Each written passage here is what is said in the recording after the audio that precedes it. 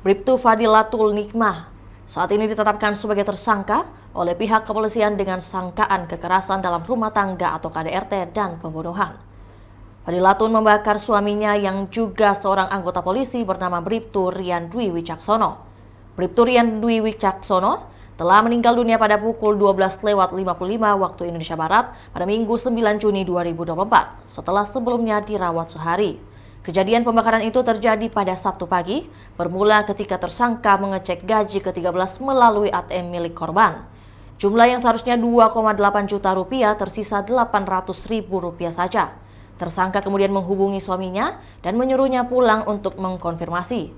Tapi sebelum pulang, tersangka sempat membeli bensin di dalam botol. Ia juga mengirimkan foto bensin kepada korban.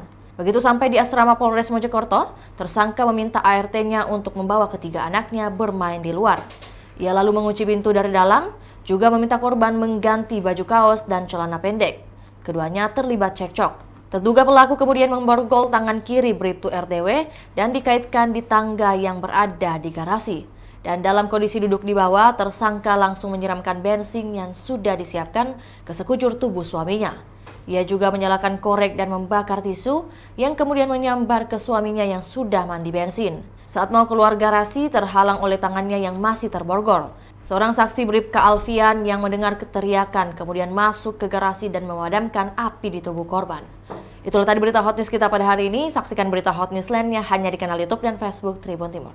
Download Tribun X sekarang, menghadirkan lokal menjadi Indonesia.